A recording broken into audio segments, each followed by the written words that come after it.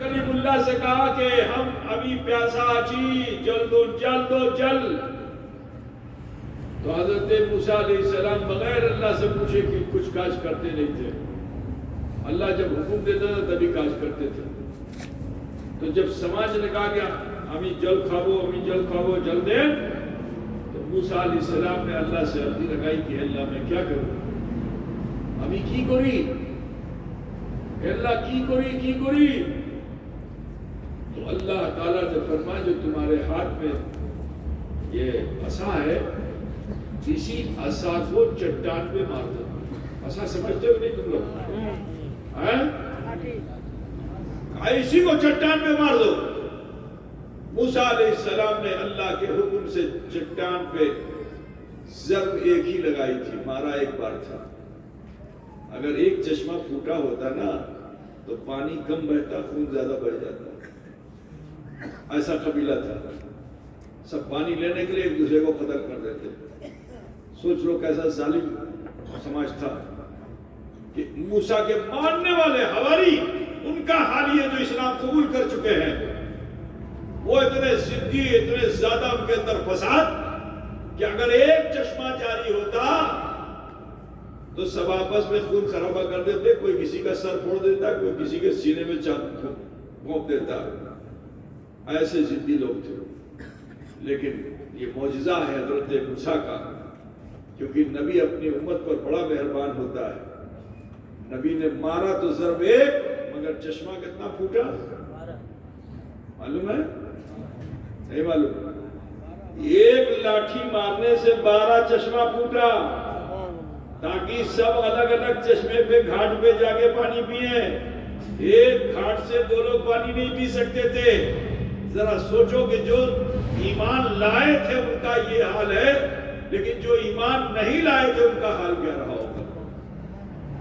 انہی کے سماج میں ایک ایسا ظالم انسان تھا، اس کا نام تھا اوج بن علوف. کیا نام تھا؟ بڑا لمبا تھا. جیسے پاکستان میں ایک تھا مر گیا، 8-9 فٹ کا تھا وہ بھی، چلتا تھا. ہمارے ہندوستان میں بھی 2-4 لوگ ہیں بڑے لمبے، ہم چلتے ہیں تو ان کے کمر کے برابر انسان دکھائی دیتا ہے نا. تو وہ اوج بن علوف کا حال کیا تھا کہ وہ کھوا دوا روٹی نہیں کھاتا تھا. وہ سدو مانوش کو کچا چبا جاتا تھا. مانوش کو پکڑتا رہا کھا جاتا تھا، مانوش کو پکڑتا رہا کھا جاتا تھا. ظلم کی انتہا کر ڈالی، حتیٰ کہ اللہ کا حکم ہوا موسیٰ علیہ السلام کو. اتنا اونچا تھا کہ چلتا تھا تو پہاڑ نیچے، اس کا سر اوپر. بہت تو اونچا بات شروع 52 گز کا تھا. سمجھ لو کتنے گز کا؟ 52. سمجھ لو کہ 52 گز کا تھا. حضرت موسیٰ علیہ السلام نے پھر اس کے ظلم کو ختم کرنے کے لیے قتل الموذی قبل الایذا، جب موذی ایذا پہنچانے لگے تو اس کے لیے سزا قتل ہے. تو حضرت موسیٰ علیہ السلام نے پہاڑ پر چڑھ کر اس کے سر پہ عصائے موسوی کی جو ضرب لگائی، مورے گلو. اس سماج کا حالت ہے.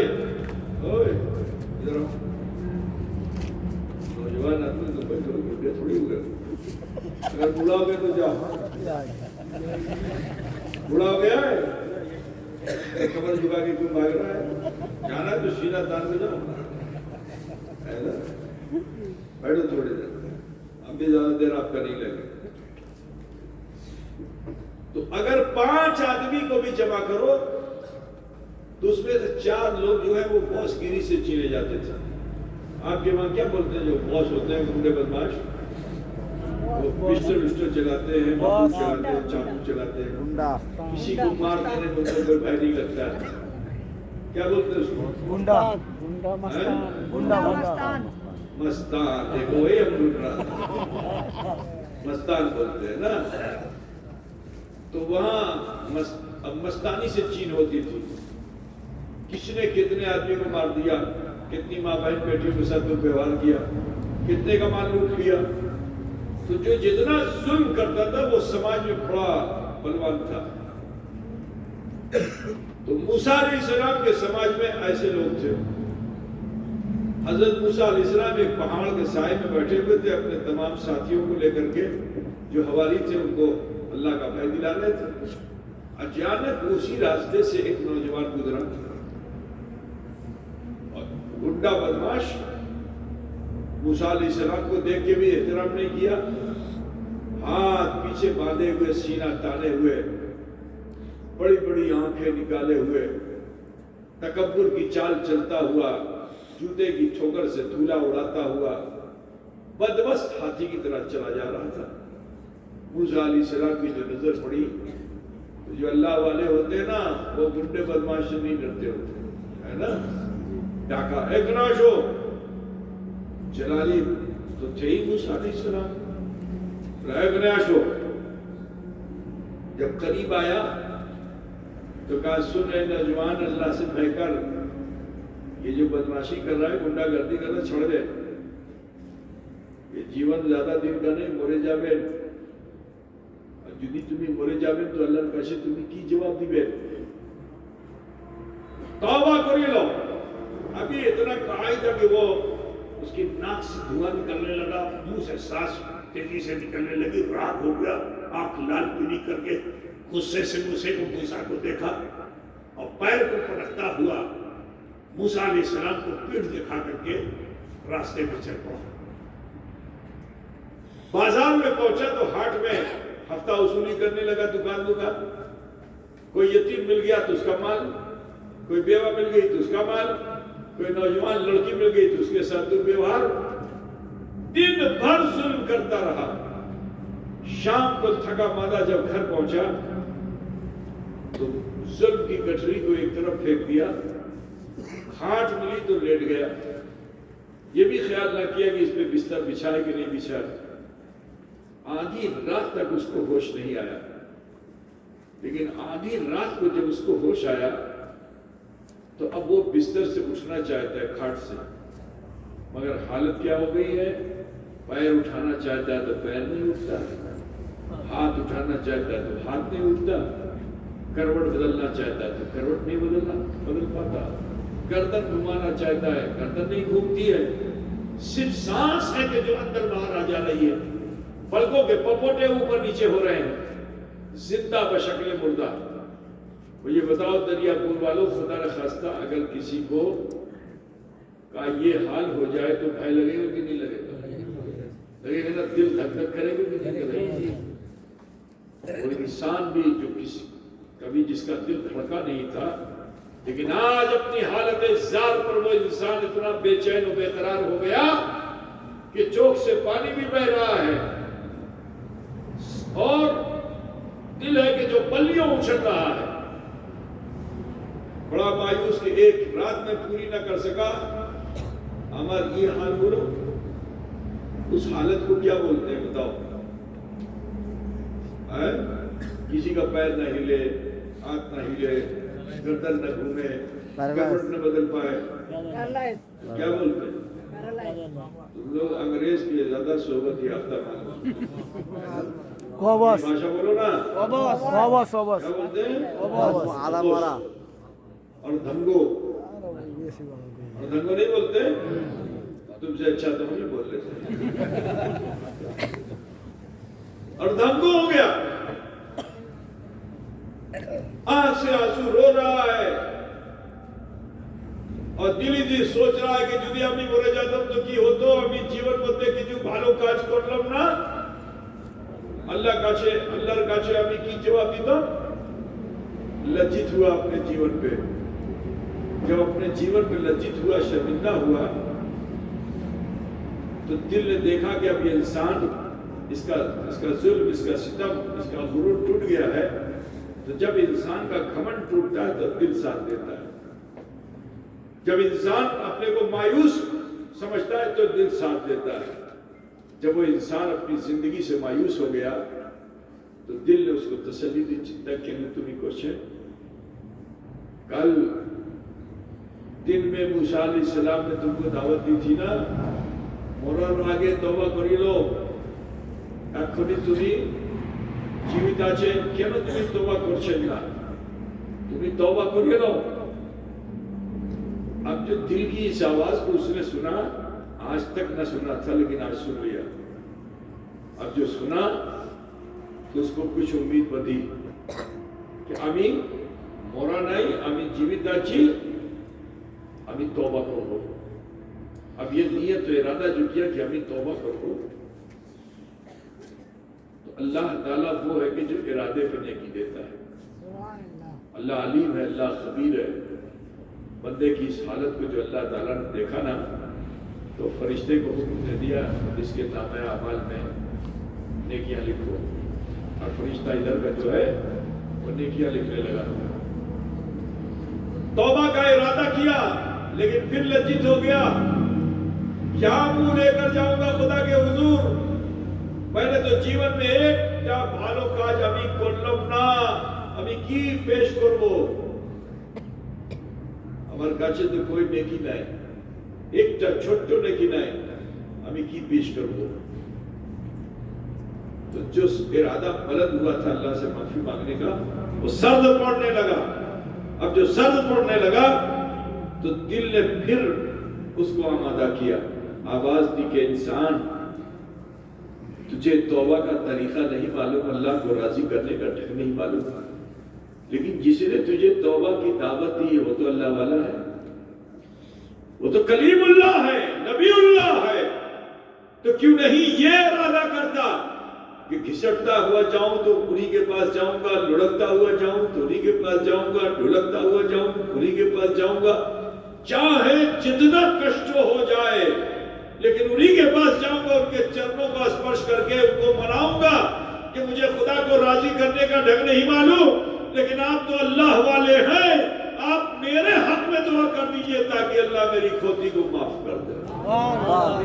अभी ये नियत इरादा किया ही था। फरिश्ता तो लिमिटेड देता है, समझ रहे ना, लेकिन जब अल्लाह देता है तो अनलिमिटेड देता है। जिस रब ने उसे रोगी बनाया था, है ना, वैजा मरिस्तो फहुवा यशफीन, कि जब मैं बीमार होता हूं तो अल्लाह ही शिफा देता है। तो जब बंदे का ये हाल खुदा ने देखा तो अल्लाह ताला ने उसकी तरफ थोड़ी सी ताकत को लौटा दिया। इस इरादे का फायदा ये मिला कि पैर हिलने लगा, हाथ हिलने लगा, गर्दन घूमने लगी।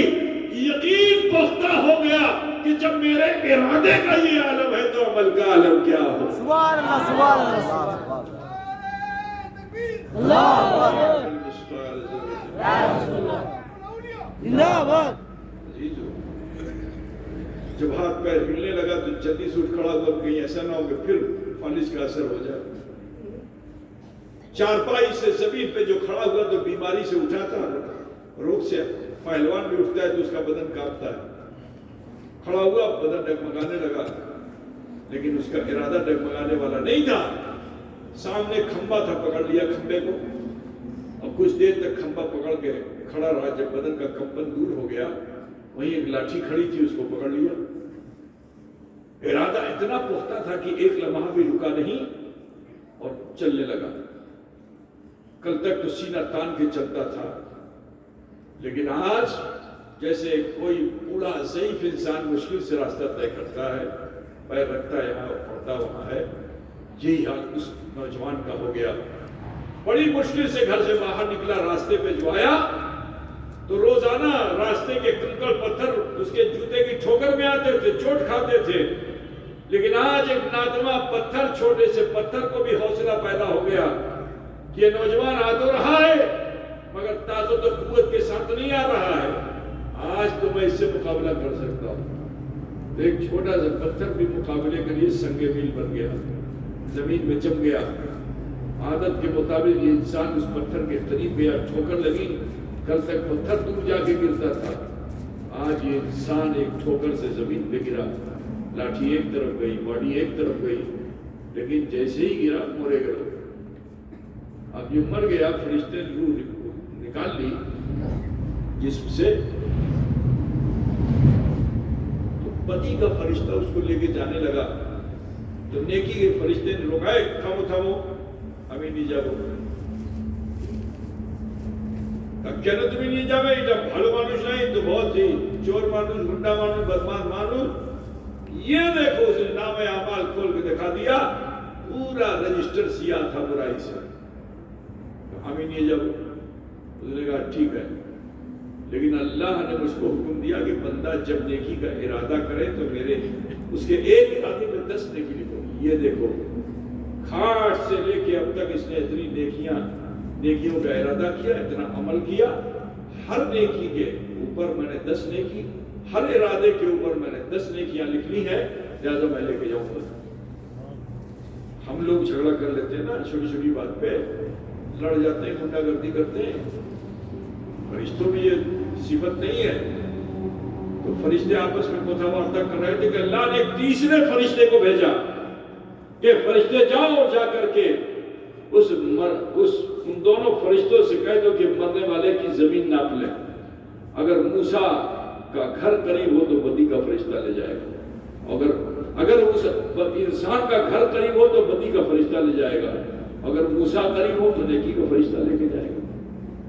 अब फरिश्ते ने जो जमीन नापी करना शुरू किया तो मैंने बताया कि अल्लाह की बहुत सिफत है, अल्लाह काबिज भी है, अल्लाह बासित भी है। उस परवरदिगार ने जमीन को हुक्म दे दिया कि जमीन तू सिमट जा। अब जमीन जो सिमट गई तो पैमाइश करने वाले ने जो पैमाइश किया तो मरने वाले का एक पग मूसा की तरफ ज्यादा था। तो हातिफ गैबी ने निदा दी कि फरिश्तों मेरी रहमत ही गवारा नहीं करती कि मेरा कोई बंदा नेकी की राह पर अपना एक कदम रखे और मैं उस पर अपना अज़ाब नाज़िल करूं। नहीं नहीं, उसके एक कदम के बदले मैंने उसके जीवन भर के गुनाहों को माफ कर दिया। तुम एक ज़र्रे के बराबर नेकी करते हो, अल्लाह खैर कसीर अता फरमाता। मुसलमानों, आज हमने अपने वक़ार को, अपनी इज्जत को, अपनी हैसियत को फरामोश कर दिया।